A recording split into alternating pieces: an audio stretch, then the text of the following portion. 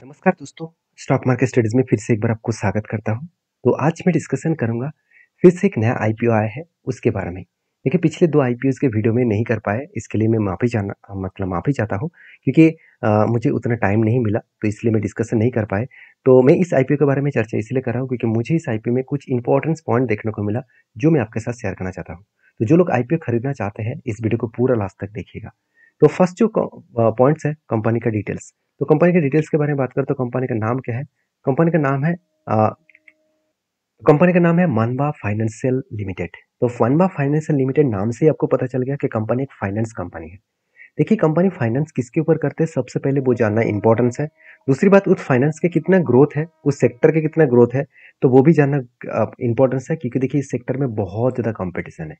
क्योंकि finance industries में बड़े से बड़े बैंक से लेकर छोटे से छोटे एनबीएफसी कंपनीज भी लोन प्रोवाइड करते हैं।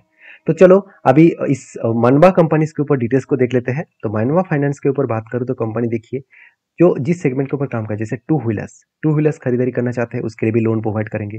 थ्री व्हीलर्स के भी लोन प्रोवाइड कर रहे हैं, पर्सनल लोन्स, साथ ही साथ कुछ मतलब वाइफर्स लोन्स भी कंपनी प्रोवाइड कर रहे हैं। साथ ही साथ आप देखेंगे तो ईवी जो टू व्हीलर्स है उसके भी लोन्स, ईवी थ्री व्हीलर्स के लोन्स, प्री ओनर्ड होल मतलब लोन, साथ ही साथ pre owned car loan, bike loan. तो इस तरीके से अलग अलग कैटेगरीज के लोन कंपनी प्रोवाइड कर रहे हैं। तो देखिए, इस तरीके से बिजनेस के ऊपर बहुत सारे कंपनीज आपको देखने को मिल जाएगा। देखिए, लोन प्रोवाइड करने वाले जितने सारे कंपनीज हैं, उस हिसाब से देखा है तो बहुत सारे कंपनीज आपको मिल जाएगा जो लोन को प्रोवाइड कर रहे हैं। अभी दो चीज़ों को समझिए। पहली पॉइंट्स क्या है कि कंपनी का बिजनेस तो समझ में आ चुके हैं कि कंपनी लोन डिस्ट्रीब्यूट कर रहा है। तो कितना ग्रोथ हो रहा है इस लोन सेगमेंट में, कितना ग्रोथ कंपनी कर पाए, मतलब कर चुके हैं, वो देखना जरूरी है। अभी देखिए, टोटल कंपनी का डीलर नेटवर्क कितना है, 974। और टोटल लोकेशन कहाँ पे 66 लोकेशन में काम कर रहा है। और साथ ही साथ क्वालिफाइड स्टाफ कितना है, 1300 से भी ज़्यादा। और कंपनी का लोन डिस्ट्रीब्यूशन नेटवर्क कितना है, 900 से भी ज़्यादा। तो कंपनी का बिजनेस जो है वो यहाँ पे स्ट्रांगली बिजनेस ग्रोथ देखने को मिला है, कि अच्छा खासा कंपनी इतनी छोटे कंपनी होने के बाद भी खुद को अलग लेवल में रिप्रेजेंट कर रहा है। अभी देखिए, और भी कुछ पॉइंट्स इस कंपनी के बारे में डिस्कशन कर लेते हैं। सबसे पहले कंपनी की इन्फॉर्मेशन।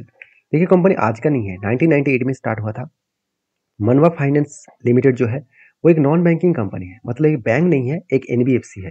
जैसे बजाज फाइनेंस हो गया, बजाज फिनसर्व हो गया, जैसे मुथूट फाइनेंस हो गया, जैसे इस तरीके से जो मतलब एल फाइनेंस हो गया। तो इस तरीके से जो कंपनीज है, जो नॉन बैंकिंग फाइनेंशियल कंपनी है, तो उस सेगमेंट के ऊपर कंपनी काम करते हैं। जो फाइनेंस के ऊपर काम तो करते हैं मगर वो बैंक्स नहीं है। तो ओवरऑल बात करूँ तो कंपनी का जो सॉल्यूशंस है वो टू व्हीलर्स के ऊपर, थ्री व्हीलर्स के ऊपर, electric two wheelers, electric three wheelers के ऊपर वो लोन प्रोवाइड करते हैं। तो एक small business loan and personal loans के ऊपर कंपनी काम करते हैं। तो बेसिकली कंपनी का जो बिजनेस है, एक मतलब कहाँ कहाँ पे कंपनी फैला के रखे हैं, आप देख सकते हैं। The company has branches in urban and semi urban जगह पे। मेट्रोपॉलिटन सिटीज में कंपनी कुछ काम कर रहा है और साथ ही साथ कुछ टाउन्स में कंपनी सर्विस दे रहा है। जैसे कंपनी का total, the company has established, जो मतलब देखा जाए तो कंपनी कहाँ-कहाँ पे एस्टेब्लिश किया है, 1100 से भी ज़्यादा इसके डीलर्स है और 190 से भी ज़्यादा ईवीज़ डीलर्स है। साथ ही जहाँ जैसे महाराष्ट्र हो गया, गुजरात हो गया, राजस्थान, छत्तीसगढ़, साथ ही साथ मध्य प्रदेश एंड उत्तर प्रदेश, कुछ इस तरीके से स्टेटों में कंपनी काम कर रहा है। तो कंपनी 2024 के मार्च के डेटा के हिसाब से टोटल 1340 के ऊपर कंपनी का एम्प्लॉइज़ है। तो 1344 एम्प्लॉइज़ कंपनी के अंदर देखने को मिल चुके हैं। अभी चलो कंपनीज के बाकी डिटेल्स भी देख लेते हैं, जैसे कंपनी का फाइनेंशियल डिटेल्स बहुत इंपॉर्टेंस है, क्योंकि बताया जा रहा है कि कंपनी के जो रेवेन्यूज है वो 44% के आसपास ग्रोथ हो रहा है और प्रॉफिट का जो ग्रोथ है वो 90% के आसपास ग्रोथ हो रहा है। तो मेरे हिसाब से बेस्ट तरीके से फाइनेंशियल ग्रोथ यहाँ पे देखने को मिला। क्या सही में ठीक ठाक है? चलो देखिए, पिछले सालों में 2022 में 560 करोड़ के आसपास एसेट था। वो 2023 में कितना बना, 787। और 2024 बनने में मतलब 2024 में बना 973 करोड़ के आसपास। तो रेवेन्यू से अच्छा खासा ग्रोथ हुआ, सॉरी एसेट अच्छा खासा ग्रोथ हुआ। उसी तरीके से रेवेन्यूज भी देखिए, 100 करोड़ से 190 करोड़ बना, मतलब 106 करोड़, उसके बाद 133 करोड़, अभी 191 करोड़। मतलब बेस्ट तरीके से यहाँ पे रेवेन्यूज भी देखने को मिले। प्रॉफिट आफ्टर टैक्सेस के हिसाब से बात करूँ तो 9 करोड़ से कंपनी का प्रॉफिट बढ़ के हो चुके हैं 30 करोड़। मतलब एक अलग लेवल का प्रॉफिट ग्रोथ यहाँ पे देखने को मिला। उसी तरीके से अगर नेटवर्क के बारे में बात करूँ तो 150 करोड़ से बढ़ते बढ़ते आज कितना हो चुके हैं, 200 करोड़ के आसपास। मतलब 150 से 200 करोड़ तक कंपनी का यहाँ पे नेटवर्क देखने को मिला। अभी रिजर्व एंड सरप्लस के बारे में बात करें तो 130 करोड़ से 138 करोड़ से 162 करोड़ तक मतलब रिजर्व एंड सरप्लस भी देखने को मिला। मतलब कंपनी का अच्छा खासा ग्रोथ हो रहा है। अच्छा खासा यहाँ पे छोटे कंपनी इतने शानदार ग्रोथ कर रहा है, यही काफ़ी है। तो मुझे चाहिए था इस कंपनी का बोरिंग्स ज़्यादा। ऑब्वियसली 400 करोड़ से 750 करोड़ के पहुंच चुके हैं लास्ट 2 ईयर्स में। मतलब कंपनी अच्छा खासा खुद पहले लोन ले रहा है, मतलब खुद बोरिंग्स ले रहा है, उसके बाद उस बोरिंग्स को दूसरों को लोन के हिसाब से बांट रहा है। मतलब कंपनी अच्छा खासा यहाँ पे काम कर रहा है। जहाँ पे ROE बहुत इंपॉर्टेंस है, 20% के ऊपर है कि नहीं वो देखना है, ठीक ठाक है। डेप्थ ऑफ इक्विटी भी ठीक है। साथ ही साथ कंपनी का अर्निंग्स पर शेयर भी 8 साढ़े 8 रुपीज़ के आसपास है। अगर इसको मैं पेयर ग्रुप से बात करूँ तो आप देख सकते हैं जो मनबा फाइनेंस लिमिटेड जो है, तो वो कंपनी के अर्निंग पर शेयर 8.34 है। बजाज फिनसर्व का 1.08 बहुत कम है। साथ ही साथ अरमान फाइनेंशियल सर्विसेज को वो 195 है, और साथ ही साथ मास फाइनेंस के ऊपर 15 के आसपास है। तो ओवरऑल बात करूँ तो मनबा फाइनेंस के ऊपर डेटा मुझे ठीक ठाक लगा।